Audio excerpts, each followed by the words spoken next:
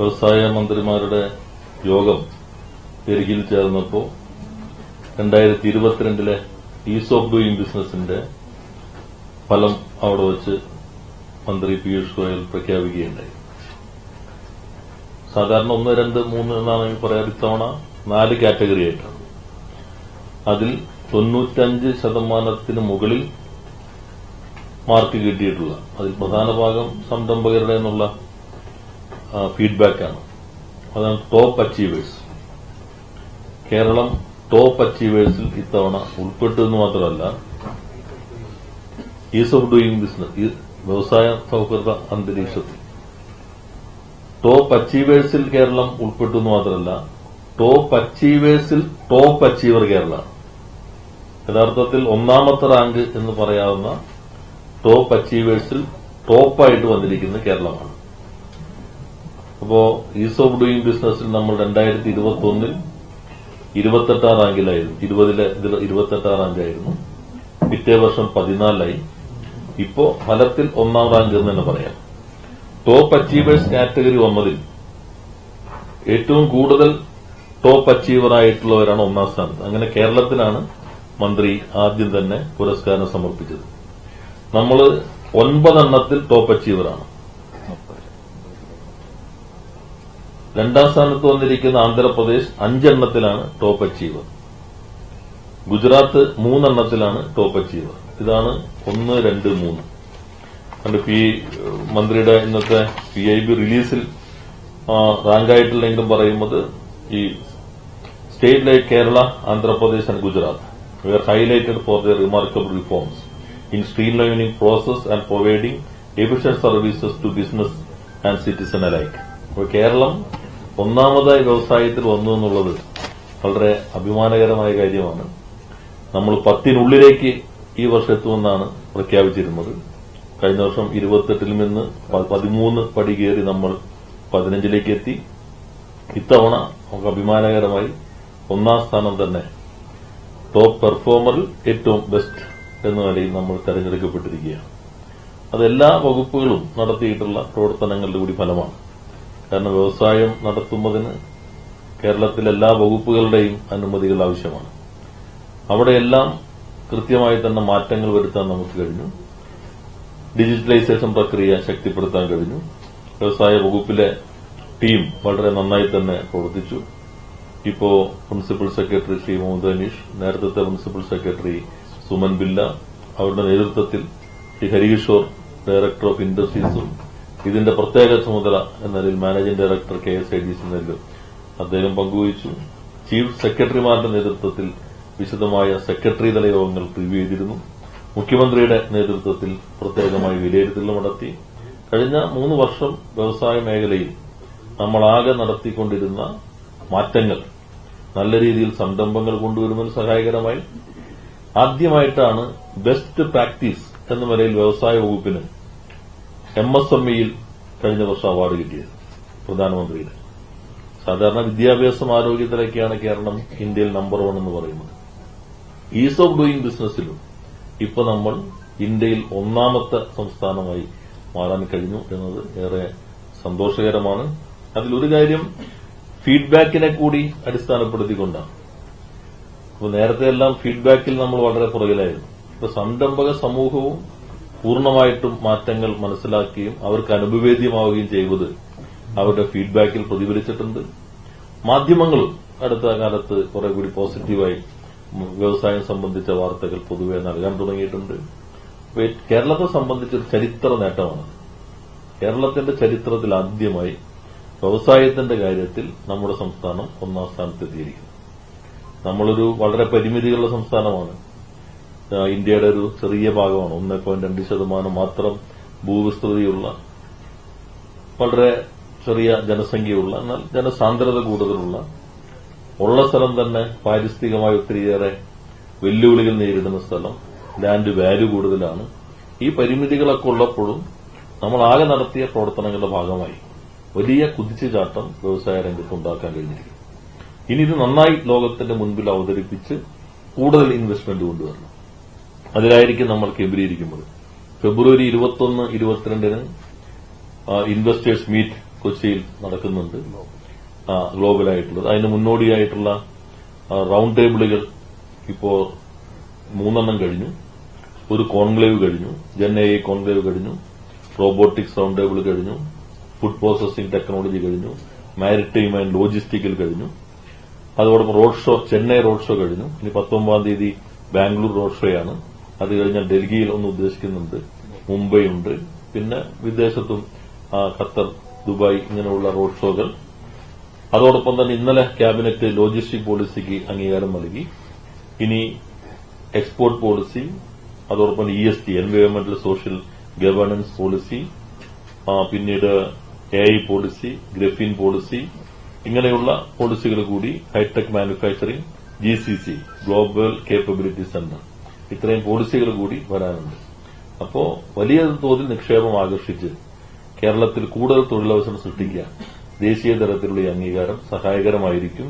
അത് നാട്ടിലാകെ എത്തിക്കാൻ മാധ്യമങ്ങളുടെ നല്ല പിന്തുണയുണ്ടാകണം. 28 നിന്ന് നമ്മൾ 13 എത്തിയത്, 15 എത്തിയത്, 13 പടി കയറി എത്തിയത് അധികം പേരും അറിയാതെ പോകാറുണ്ട് പല ഘട്ടത്തിലും. നിയമസഭയിൽ തന്നെ ചിലത് ഇപ്പോഴും 28 എന്നൊക്കെ ചോദിക്കാറുണ്ട്. അപ്പൊ ഇത് നമ്മൾ ഈ മികച്ച സ്ഥാനത്തേക്ക് എത്തി. മന്ത്രിയുടെ തന്നെ പ്രസ് കുറിപ്പിൽ കേരളം വ്യവസായത്തിൽ 1ാമത് പരാമർശിക്കപ്പെട്ടു എന്നുള്ളതും ഏറ്റവും ആദ്യം കേരളത്തിന് അംഗീകാരം നൽകി. 9 നമ്മൾ ബെസ്റ്റ് പെർഫോമറായി, 5 മാത്രമാണ് 2ാം സ്ഥാനത്തുള്ള ആന്ധ്രാപ്രദേശ് വന്നിട്ടുള്ളത്. ഇനി ഇത് നിലനിർത്തുക, ശക്തിപ്പെടുത്തുക, ഒപ്പം ഇതുകൂടി ഉപയോഗിച്ച് പരമാവധി നിക്ഷേപം കൊണ്ടുവരിക. അതാണ് സർക്കാർ ലക്ഷ്യമിടുന്നത്. അതിന് നിങ്ങളെല്ലാവരും ഈ കാര്യം നന്നായി തന്നെ പ്രചരിപ്പിക്കേണ്ടതുണ്ട്. 2022 ഇനി അടുത്ത തവണ മുതൽ അവർ വേറെ ഇതിലേക്ക് പോകുമ്പോൾ അത് നമുക്ക് കുറച്ചുകൂടി ഗുണപ്രദമാകാവുന്ന ഒരു ക്രൈറ്റീരിയൊക്കെയാണ് തോന്നുന്നു. വുമൺ പാർട്ടിസിപ്പേഷൻ, അതുപോലെ എൻവയോൺമെന്റൽ കാര്യങ്ങളെല്ലാം. അപ്പൊ നമ്മുടെ ഇൻഡസ്ട്രിയൽ പോളിസി തന്നെ നേച്ചർ പീപ്പിൾ ഇൻഡസ്ട്രിയാണ്. പ്രകൃതി, ജനങ്ങൾ, വ്യവസായം, അതാണ് നമ്മുടെ പോളിസി തന്നെ. അപ്പൊ കുറച്ചുകൂടി നമുക്ക് സഹായകരമായിരിക്കും തോന്നുന്നു. പക്ഷെ നല്ല മത്സരം സംസ്ഥാനങ്ങൾ തമ്മിലുണ്ടല്ലോ. അപ്പൊ അതുകൊണ്ട് നമ്മളും ഇനിയും നല്ല ജാഗ്രതയോടുകൂടി കാര്യങ്ങൾ മുന്നോട്ട് കൊണ്ടുപോകാൻ ശ്രമിക്കും എന്നാണ് സൂചിപ്പിക്കാറുള്ളത്.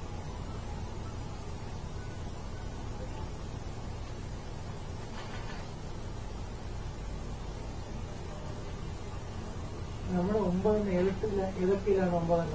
9 കാറ്റഗറി.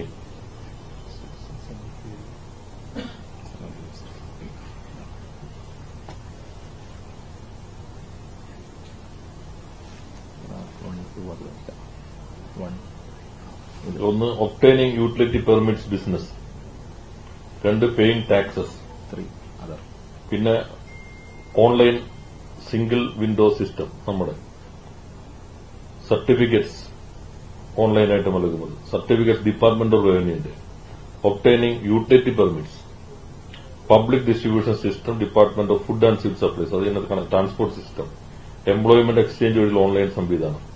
ഇങ്ങനെ 7 നമ്മൾ ഒന്നാമതായിട്ട് വന്നിട്ടുണ്ട്. 7 നേരത്തെ പറഞ്ഞ 2, അപ്പൊ അങ്ങനെ 9. ആദ്യത്തെ 2 ബിസിനസ് സെന്റേഡും അവസാനത്തെ 1 സിറ്റിസൺ സെന്റേഡും. 2022 കിക്ബാക്ക് പോലെ ഉള്ള കമ്പനികൾ കേരളം വിട്ടൊരവസ്ഥയും പുറമേയുള്ളൊരു ആ രീതിയിലുള്ള ഇമേജ് ആയിരുന്നു നമുക്കുണ്ടായിരുന്നത്. അതിലെങ്ങനെയാണ് ഇതിനെ കാണുന്നത്? അല്ല, നമ്മളതിൽ വിവാദങ്ങളൊന്നുമില്ല. നമ്മളതിനകത്ത് നോക്കി എന്തെങ്കിലും നമ്മൾ തിരുത്തേണ്ടതുണ്ടോ? അങ്ങനെയാണ് ഞങ്ങൾ സെൻട്രലൈസ്ഡ് ഇൻസ്പെക്ഷൻ സിസ്റ്റം കൊണ്ടുപോകും. പരിശോധനകളിലായിരുന്നല്ലോ പരാതി, അത് സെൻട്രലൈസ്ഡ് ആക്കി മാറ്റി. അതോടൊപ്പം തന്നെ 50 കോടി രൂപ വരെയുള്ളത് എക്കണോളജ്മെന്റ് മാത്രം മതിയെന്നാക്കി. 50 കോടിക്ക് മുകളിലുള്ള നിക്ഷേപമാണെങ്കിൽ എല്ലാ രേഖകളും സഹിതം അപേക്ഷ നൽകിയാൽ 7 ദിവസത്തിനുള്ളിൽ കോമ്പോസിറ്റ് ലൈസൻസ് നൽകാൻ ഒരു ബോർഡ് രൂപീകരിച്ചുള്ള നിയമം പാസാക്കി.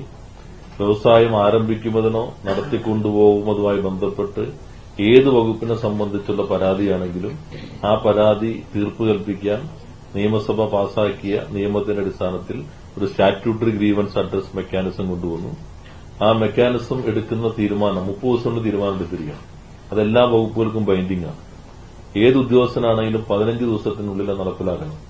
വൈകി കഴിഞ്ഞാൽ 10,000 രൂപ വരെ ഉദ്യോഗസ്ഥർക്ക് ഫൈൻ ഈടാക്കാനുള്ള നിയമം കൊണ്ടുവന്നു. അപ്പൊ അങ്ങനെ സമഗ്രമായ മാറ്റം. പിന്നെ ഭൂമി അതിന്റെ അലോട്ട്മെന്റിൽ സിംപ്ലിഫൈ ചെയ്തു. മറ്റ് കിൻഫ്ര, KSIDC അവിടത്തെയും ലീസ് പോളിസികൾ മാറ്റി. നമ്മുടെ ഇയർ ഓഫ് എന്റർപ്രൈസസിന്റെ ഭാഗമായി നമുക്ക് 2,80,000 80,000 വ്യവസായങ്ങൾ ഈ 2 വർഷവും 5 മാസത്തിനുള്ളിൽ കൊണ്ടുവരാൻ കഴിയും. ഏകദേശം 18,000 കോടിക്ക് മുകളിൽ നിക്ഷേപം വന്നു. 6 ലക്ഷത്തിന് മുകളിൽ തൊഴിൽ വന്നു. അപ്പൊ അന്തരീക്ഷം ആകെ മാറി. പിന്നെ എല്ലാ സംരംഭക സംഘടനകളും ട്രേഡ് യൂണിയനുകളും എല്ലാവരും ഒരേപോലെ തന്നെ ഈ യാത്രയിൽ ഗവൺമെന്റിനൊപ്പം ഉണ്ടായിരുന്നു. ഞങ്ങൾ എല്ലാവരുടെയും യോഗം വിളിച്ചിരുന്നു. എല്ലാ ജില്ലയിലും പോയി സംരംഭകരെ നേരിട്ട് കണ്ടു. ട്രേഡ് യൂണിയനുകളെ പ്രത്യേകം വിളിച്ചു. അപ്പൊ എല്ലാവരും കളക്റ്റീവായി തന്നെ ഇടപെട്ടു. എല്ലാ ഡിപ്പാർട്ട്മെന്റുകൾ ഇടപെട്ടു. എല്ലാ മന്ത്രിമാർ ഇടപെട്ടു. മുഖ്യമന്ത്രി നല്ല രീതിയിൽ നേതൃത്വം നൽകി. എല്ലാത്തിന്റെയും റിസൾട്ടാണ് ഇപ്പൊ നമുക്ക് അഭിമാനിക്കാവുന്ന ഈ നേട്ടത്തിലേക്ക് എത്തിയിട്ടുള്ളത്. ഈ 18,000 കോടി രൂപ വിദേശ മൂലധനം എത്ര? അത് പൂർണ്ണമായിട്ടും നമ്മുടെ ആഭ്യന്തര മൂലധനം. ഈ 18,000 കൂടാതെ 5 കോടിക്ക് മുകളിലുള്ള നിക്ഷേപങ്ങൾ നമ്മൾ പ്രത്യേകം വിളിച്ചിരുന്നു. ഈ ഗവൺമെന്റ് വന്നതിന് ശേഷം നിക്ഷേപം തുടങ്ങി ഉൽപാദനത്തിലേക്ക് എത്തുമ്പോൾ ചിലത് നിലവിലുള്ളതിൽ തന്നെ ഫർദർ ഇൻവെസ്റ്റ്മെന്റ് അങ്ങനെ 12,000 കോടി. ഇത് രണ്ടും കൂടി നോക്കുമ്പോൾ 40 കോടി 30 കോടി കേരളത്തിൽ ഈ സമയത്ത് തന്നെ ആഭ്യന്തര ഇൻവെസ്റ്റ്മെന്റ് വന്നിട്ടുണ്ട്. ഇതുകൂടാതെ ലോകോത്തര കമ്പനികൾ ഇപ്പോൾ കേരളത്തിൽ പ്രവർത്തിക്കുന്നുണ്ട്. IBM വന്നു, കൊഗ്നിസന്റിന്റെ പ്രവർത്തനം തുടങ്ങി, ഡി സ്പേസ് തുടങ്ങി, സഫ്രാൻ തുടങ്ങി, അങ്ങനെ നിരവധി നോർവീജിയൻ കപ്പൽ കമ്പനി തുടങ്ങി. വിയറ്റ്നാമിന്റെ ഹോം അപ്ലയൻസസിന്റെ കമ്പനി ഇപ്പോൾ ചേർത്തലയിൽ പ്രൊഡക്ഷൻ എടുത്താണ്. കേരളത്തിന് എല്ലായിടത്തും വ്യവസായം വന്നു എന്നുള്ളതാണ്. ഇപ്പൊ കാസർഗോഡ് ജില്ലയിൽ അനന്തപുരം എസ്റ്റേറ്റിൽ ഞാൻ ഒരു ദിവസം 13 സംരംഭങ്ങൾ ഉദ്ഘാടനം ചെയ്തു. ഒറ്റ ദിവസം. അതിലൊരെണ്ണം ഗുജറാത്ത് സംരംഭകനാണ്. അവരിപ്പോ 450 കോടിയുടെ പുതിയ ഇൻവെസ്റ്റ്മെന്റ് കാസർഗോഡ് തന്നെ നടത്തുകയാണ്. വന്ദേ ഭാരതിന്റെ ഫ്ലോർ സാധനം ഉണ്ടാക്കുന്നവരാണ്. അപ്പൊ അങ്ങനെ എല്ലാ ജില്ലയിലും ഇപ്പോ ഇടുക്കി സാധാരണ വ്യവസായ ഭൂപടത്തിൽ ഇടമില്ലാത്ത സ്ഥലമായിരുന്നു. അവിടെയാണ് ഇപ്പൊ വിപ്രോഡ് ഉൾപ്പെടെ ഫുഡ് പ്രോസസിംഗ്, ഇത് നമ്മുടെ സ്പൈസസ് പാർക്ക്.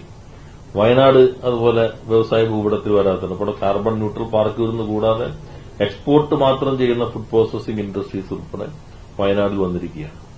ഞങ്ങൾ KSIDC ഇപ്പോ 1000 കോടി ലോൺ കൊടുക്കുന്ന ഇതായിട്ട് മാറി. അത് ഉത്തര കേരളത്തിന് വേണ്ടി ഈ ഗവൺമെന്റ് വന്നതിന് ശേഷം കോഴിക്കോട് ഒരു റീജിയണൽ ഓഫീസ് തുടങ്ങി.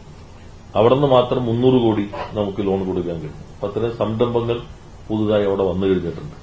നല്ല മാറ്റം വ്യവസായ മേഖലയിലുണ്ട്. അതിനുള്ള അംഗീകാരം കൂടിയായിട്ടാണ് ഈ ബെസ്റ്റ് പെർഫോമർ, ടോപ്പ് പെർഫോമറായിട്ട് നമ്മളെ പരിഗണിച്ചായി കാണുന്നത്. Top achiever. ഓക്കെ. അല്ല, ഒരു ചോദ്യം കൂടി. കേന്ദ്ര സർക്കാർ പ്രഖ്യാപിച്ച വ്യവസായിക പാർക്ക് അതിനെക്കുറിച്ചൊരു വ്യവസായ ഇടനാഴിയില് 2022 ഡിസംബർ 14 നമ്മൾ ഭൂമി പൂർണ്ണമായിട്ട് ഏറ്റെടുക്കും. ഇത് 50-50 ഉള്ള സംവിധാനം SPV ആണ്. മൊത്തത്തിൽ രാജ്യത്തെ industrial corridor development corporation implementation trust എന്ന സംവിധാനമാണ് ഇത് നിയന്ത്രിക്കുന്നത്. അതിന്റെ ഭാഗമായിട്ടാണ് കൊച്ചി ബാംഗ്ലൂരു ഇൻഡസ്ട്രിയൽ കോറിഡോർ. അതിലാണ് 1ാം നോഡിൽ പാലക്കാട് മാനുഫാക്ചറിംഗ് സ്മാർട്ട് സിറ്റി. അതിന് 1710 ഏക്കറാണ് നമ്മൾ ഏറ്റെടുത്തത്. 1789 കോടി രൂപ നമ്മൾ അതിനുവേണ്ടി ചെലവഴിച്ചു കഴിഞ്ഞു. അപ്പൊ നമ്മുടെ 50% ലാൻഡ് കോസ്റ്റാണ്. നമ്മൾ 50% 2022 ഡിസംബർ 14 തന്നെ ഏകദേശം പൂർണ്ണമായി ചെലവഴിച്ച് പിന്നെ കുറെ കൊടുത്തുകൊണ്ടിരിക്കുകയാണ്. കുറച്ച് 250 ഏക്കറിന്റെ പ്രോസസ് നടന്നുകൊണ്ടിരിക്കുകയാണ്. അപ്പൊ അതിനാണ് ഇപ്പോ അംഗീകാരം കിട്ടിയത്. അതിലിപ്പോ ഈ സമയം 2022 ഡിസംബർ 14 ബോർഡ് അംഗീകരിച്ചാണ്. ക്യാബിനറ്റിന്റെ പരിഗണനയ്ക്ക് പോയതാണ്. പക്ഷെ തെരഞ്ഞെടുപ്പ് വന്നു, പല കാരണങ്ങളാകാം. പക്ഷെ നമ്മൾ ആ സമയത്ത് തന്നെ നമ്മുടെ മാസ്റ്റർ പ്ലാൻ ഈ ബോർഡ് അംഗീകരിച്ചു. DPR അംഗീകരിച്ചു കഴിഞ്ഞു. ഇപ്പൊ പ്രിൻസിപ്പൽ സെക്രട്ടറി ചെയർമാനായിട്ട് Kochi Bengaluru Kerala industrial corridor development corporation രൂപീകരിച്ചിട്ടുണ്ട്. അതിന്റെ CEO യൂണിയൻ ഗവൺമെന്റ് ആളാണ്. മാസ്റ്റർ പ്ലാൻ നമ്മൾ അംഗീകരിച്ചു. DPR അവർ അംഗീകരിച്ചു. ഇതുകൂടാതെ EC പാരിസ്ഥിതിക അനുമതി നമ്മുടെ മിനിസ്ട്രി ഓഫ് എൻവയോൺമെന്റ് ആൻഡ് ഫോറസ്റ്റിൽ നിന്ന് പാരിസ്ഥിതിക അനുമതി നമുക്ക് ഇപ്പൊ ഈ ഫെബ്രുവരി കിട്ടി. അപ്പൊ നമ്മൾ റെഡിയാണ്. ടെൻഡർ ഡോക്യുമെന്റ് റെഡിയാണ്. ഇനി 1758 കോടി യൂണിയൻ ഗവൺമെന്റ് തരണം. ഈ പ്രഖ്യാപനം അതിന് അംഗീകാരമാണ്. അത് ഒന്നിച്ചു തരാണെങ്കിൽ ഒന്നിച്ചവർ നമുക്ക് തരാന്ന് പറഞ്ഞാൽ SPVക്ക് കൊടുക്കുന്നത്. അവർ നമ്മൾ കൂടുന്ന CEO അവരാണ്. നമ്മൾ ഈ ലാൻഡ് അവരിലേക്ക് മാറ്റും. അവർ ഒന്നിച്ച് തരാനാണ് ഉദ്ദേശിക്കുന്നതെങ്കിൽ ഇപ്പോഴത്തെ DPR മാസ്റ്റർ പ്ലാനും വെച്ച് നമുക്ക് നടത്താൻ പറ്റും. അതല്ല സ്റ്റേജ് ബൈ സ്റ്റേജ് ആണെങ്കിൽ അതിനകത്ത് ചെറിയ മാറ്റം വരുന്നുണ്ട്. നമ്മൾ അതിനനുസരിച്ച് ഒരു പുനഃക്രമീകരണം നടത്തേണ്ടി വരും. അങ്ങനെയാണ് ഇപ്പോൾ 2 മാസത്തിനുള്ളിൽ തന്നെ നമ്മൾ ടെൻഡർ വിളിക്കാൻ തയ്യാറാണ്. ഈ മാസം തന്നെ അതിന്റെ സിഇഒ പാലക്കാട് സന്ദർശിക്കുമെന്നാണ് നമ്മൾ പ്രതീക്ഷിക്കുന്നത്. അപ്പൊ നമ്മൾ വളരെ വേഗത്തിൽ തന്നെ എല്ലാ കാര്യങ്ങളും സാധാരണ പദ്ധതി പ്രഖ്യാപിച്ചതിന് ശേഷം ഭൂമി ഏറ്റെടുക്കാനുള്ള ആലോചനയൊക്കെ തുടങ്ങുള്ളൂ. നമ്മുടെ അവസാനത്തെ 250 ഏക്കർ ആദ്യത്തെ വിജ്ഞാപനം പുറപ്പെടുവിച്ച് 10 മാസത്തിനുള്ള നമ്മൾ ഏറ്റെടുത്തത്. അത് ആ മീറ്റിംഗിൽ ഇപ്പോ ശ്രീമതി നിർമ്മല സീതാരാമന്റെ അധ്യക്ഷതയിലാണ് ഈ ട്രസ്റ്റിന് ബോർഡിന്റെ യോഗം ചെയ്തത്. അപ്പൊ അതിൽ ആ യോഗം തന്നെ കേരളമാണ് ഏറ്റവും ആദ്യം വേഗതയിൽ ഭൂമി ഏറ്റെടുത്തത് എന്ന് പറഞ്ഞ് പ്രത്യേകം അഭിനന്ദിക്കുകയുണ്ടായി. അത് കഴിഞ്ഞ് നമ്മൾ കുറച്ച് കാത്തിക്കേണ്ടി വന്നു. നമ്മൾ ഇതിന്റെ തന്നെ ഭാഗമായിട്ടാണ് ഇതേ ബോർഡ് അംഗീകരിച്ചിട്ടുള്ളതാണ് ഗിഫ്റ്റ് സിറ്റി അയ്യമ്പുഴയിൽ. പക്ഷെ ഗിഫ്റ്റ് സിറ്റി അവർ അംഗീകരിച്ചു, കൺസൾട്ടന്റിനെയും വെച്ചു. ഈ നമ്മളവരും തമ്മിലുള്ള സംവിധാനം കൺസൾട്ടന്റിനെ വെച്ചിരുന്നു. പക്ഷെ ഒരു ഘട്ടത്തിൽ പറഞ്ഞു ഗുജറാത്തിൽ ഗിഫ്റ്റ് സിറ്റി ഉള്ളതുകൊണ്ട് ആ പേര് മാറ്റേണ്ടി വരുന്നു. നമ്മൾ ഇതിന്റെ പേരിൽ എന്താ കാര്യം എന്ന മറ്റുള്ളത് മാറ്റി ഗ്ലോബൽ സിറ്റി എന്നാക്കി. ഗ്ലോബൽ സിറ്റി എന്നാക്കി മുന്നോട്ട് പോകുമ്പോൾ ഇപ്പൊ തൽക്കാലം അത് ഹോൾഡ് ചെയ്യാനായിട്ട് കൺസൾട്ടന്റിനോട് യൂണിയൻ ഗവൺമെന്റ് ആവശ്യപ്പെട്ടിരിക്കുകയാണ്. നമ്മൾ ആദ്യം 500 ഏക്കർ 500 കോടി എന്നാണ് കണ്ടിരുന്നത്. എന്നാൽ പിന്നെ താമസമുള്ള സ്ഥലങ്ങളൊക്കെ ഒഴിവാക്കാൻ ജനപ്രതിനിധികളൊക്കെ ചർച്ച ചെയ്ത അവസാനം 358 ഏക്കറിലേക്കായിട്ട് ഇത് ചുരുക്കി. പക്ഷെ ലാൻഡ് വാല്യൂ വന്നപ്പോൾ 800 കോടി രൂപയായി. അത് കിഫ്ബി അംഗീകരിച്ചു, ഫണ്ട് അവർ അംഗീകരിച്ചു, അനുവദിച്ചു. പക്ഷെ ഇത് ഹോൾഡ് ചെയ്തുകൊണ്ട് നമുക്കിപ്പോ ഭൂമി ഏറ്റെടുക്കാൻ പറ്റുന്നില്ല. കാരണം അന്ന് ഈ കോറിഡോർ വിഭാവനം ചെയ്ത ഗ്ലോബൽ സിറ്റി ആണെങ്കിൽ നമുക്ക് ഒറ്റയ്ക്ക് പോകാൻ മത്സരത്തിൽ നിൽക്കാൻ പറ്റില്ല. കാരണം യൂണിയൻ ഗവൺമെന്റ് കുറെ ഇളവുകൾ, നിയമങ്ങൾ, ചട്ടങ്ങൾ ഇതെല്ലാം ഗിഫ്റ്റ് സിറ്റി പോലെ തന്നെ ഇളവുകൾ കിട്ടിയാലാണ് അവിടെ നമുക്ക് സ്ഥാപനങ്ങൾ കൊണ്ടുവരാൻ പറ്റുള്ളൂ. നമ്മൾ ഒറ്റയ്ക്കാകുമ്പോൾ നമ്മൾ ഉദ്ദേശിച്ച അന്താരാഷ്ട്ര നിലവാരത്തിലേക്ക് വരാൻ പറ്റില്ല. അങ്ങനെ ഞാൻ നേരത്തെ മന്ത്രിയെ കണ്ട് കൊടുത്തിരുന്നു. കഴിഞ്ഞ ദിവസം മുഖ്യമന്ത്രി പ്രധാനമന്ത്രിയെ കണ്ടപ്പോഴും ഈ ആവശ്യം വീണ്ടും മുന്നോട്ട് വെച്ചു. അത് പരിശോധിക്കാന്നാണ് പറഞ്ഞിരിക്കുന്നത്. ഇന്ന് അതുകൂടി സൂചിപ്പിച്ചിട്ട് ഞാൻ വ്യവസായ മന്ത്രിക്ക് വീണ്ടും കത്ത് കൊടുത്തിട്ടുണ്ട്. അപ്പൊ അതും പോസിറ്റീവായി വരണമെന്നാണ് സർക്കാർ കണക്കാക്കുന്നത്. ഈ അവാർഡ് എന്ന് കഴിഞ്ഞപ്പോൾ പറഞ്ഞു ഇതിപ്പോ മെമന്റല്ലേ ഉള്ളൂ, എന്റെ കൂട്ടത്തിൽ അതുകൂടി ഞങ്ങൾക്ക് തരണം എന്ന് വീണ്ടും ആവശ്യപ്പെട്ടിട്ടുണ്ട്. ഈ വ്യാവസായിക മേഖല മെച്ചപ്പെടുന്നത് പറയുമ്പോഴും ഈ സാമ്പത്തിക പ്രതിസന്ധി സംസ്ഥാനത്ത് നിൽക്കുകയാണ്. അപ്പോൾ ഈ സാമ്പത്തിക സ്ഥിതിയിൽ എത്രത്തോളം ഈ മെച്ചം ഉണ്ടാക്കാൻ കഴിയും?